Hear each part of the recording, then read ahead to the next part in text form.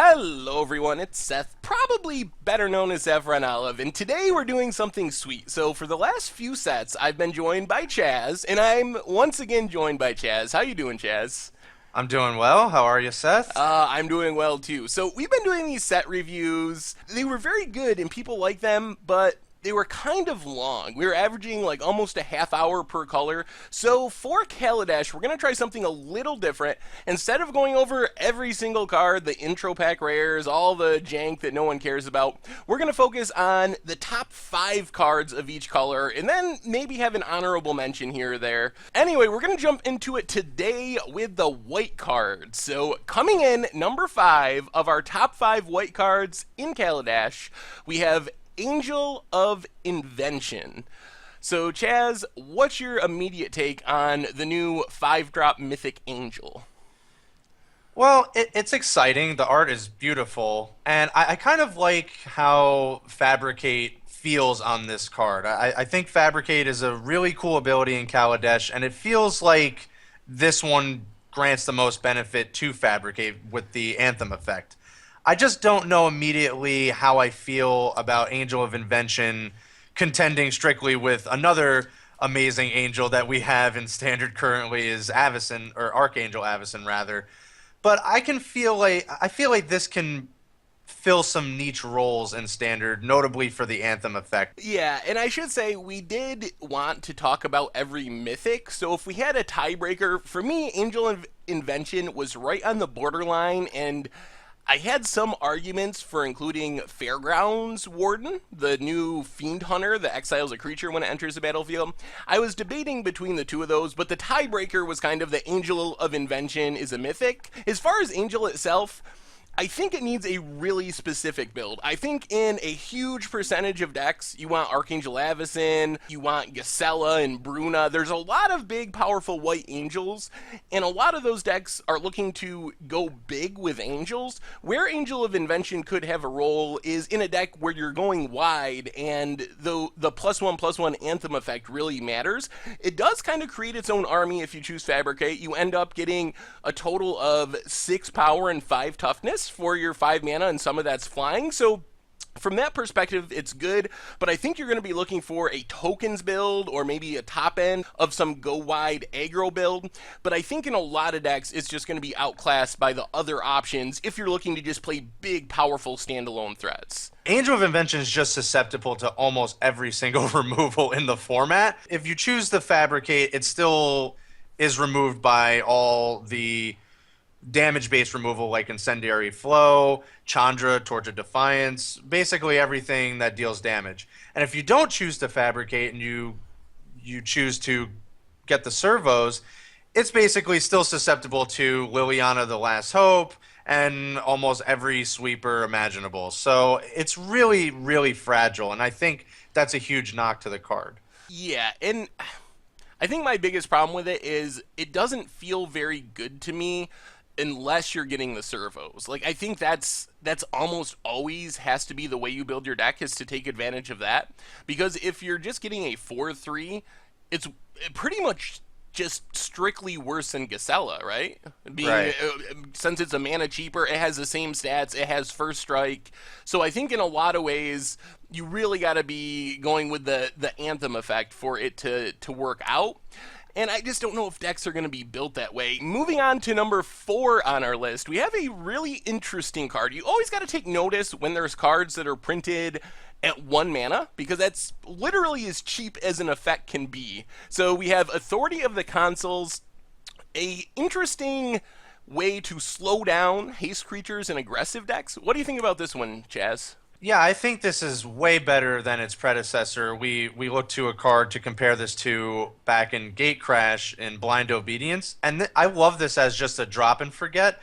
And it might actually have merit in Standard. It might have implications in other formats, but even in Standard, there's some really efficient haste creatures. We have the Lathnu Hellion in Kaladesh, which we will talk about in another video. We have Reality Smasher, and all these really efficient haste creatures that you're going to have to deal with, and I think this is a really great solution to that, in addition to gaining some life just for no extra investment. Blind Obedience, you had to pay an extra cost. This just grants this to you. And I think this is a really great card to drop down early. You kind of let the card just be great on its own in terms of value, and it can help you move into the later stages of the game when you're relying on other cards like Fumigate, which we will also talk about. One thing I really like about it is the bar isn't very high when it comes to one mana plays in standard. There's just, outside of dedicated aggro decks, if you're playing mid range or you're playing control, there's not one drop mana dorks, there's not a real Thoughtseize type spell, one mana counters, so you don't really have a lot to do on turn one, and a lot of times players use that window to play tap lands, but with the fast lands that we'll also talk about, you're going to have untapped mana on turn one naturally because fast lands are going to be really important to the standard format. So apart from the opportunity cost of replacing something else in your deck, it's kind of a free roll because most of the time you're going to have access to untapped mana on turn one, and a lot of decks don't really have anything to do with that mana, so why not play this and shut down haste creatures? And it's even relevant in control decks just as a way to incidentally gain some life and maybe sometimes slow down your opponent, and then that helps you get to the late game and some of these other powerful white cards that we're going to be talking about next as far as control decks are concerned. So it buys you a little bit more time to get to the big payoff cards. So moving on to number 3 on our list, we have the first of maybe one of the most exciting mythic cycles from Kaladesh, Cataclysm Gearhawk. And before I let you get to it, Chaz, let me say I hate the name because Cataclysm hits lands. This does not hit lands. This is not a Cataclysm. But maybe despite this shortcoming, it still has some potential, Chaz. What do you think? Yeah, so it's not a cataclysmic Gearhulk. It's more of a tragically arrogant Gearhulk. Yes. But no, I think this is a great replacement. Tragic Arrogance had some really great success in the previous standard, so we're moving into Kaladesh standard. Sadly, we have to lose Tragic Arrogance when Magic Origins rotates. But in the meantime, we get essentially the card stapled to a 4/5 with Vigilance, and I think that's solid in and of itself.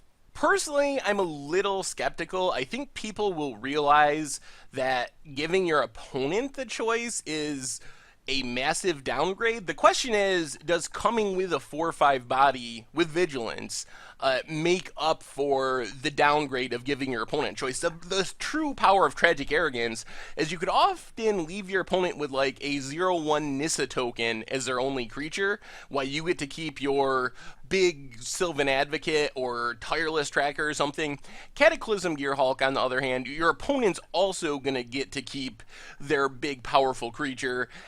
And I'm wondering how much of the time in a lot of decks, Cataclysm Gearhawk is actually going to be your best creature? Like, are you going to keep the 4/5, or is it just going to sacrifice itself when it enters the battlefield because you want to keep something else around? It seems better in decks where you won't have a lot of stuff on the battlefield, which I think is the big difference between this and Tragic Arrogance. Tragic Arrogance was great in the go wide Bank Company mirrors where the board was getting really cluttered. This, I feel like you want more in a controlling deck without much stuff on your side of the battlefield, where maybe you get to kill a bunch of your opponent's stuff and you had no creatures, and you get the 4/5 out of it as a bonus.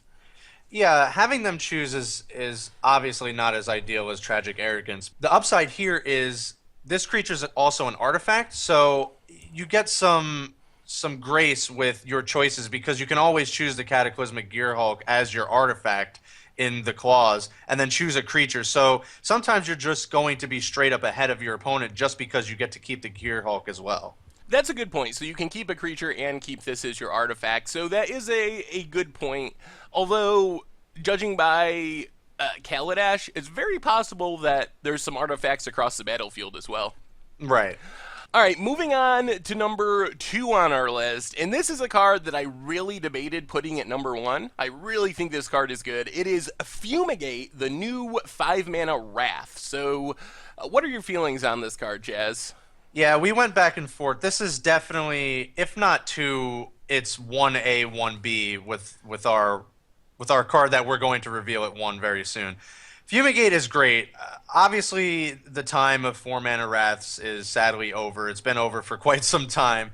But if you're going to print a 5 mana Wrath, then I think this is a really great way to make up for the increased mana cost. We had End Hostilities back in Khans of Tarkir, and that was still okay. It had the upside of dealing with some bestowed creatures when it was in Standard, but this just seems way better, and it really can help stabilize mid-range and control decks alike from the highly aggressive lists.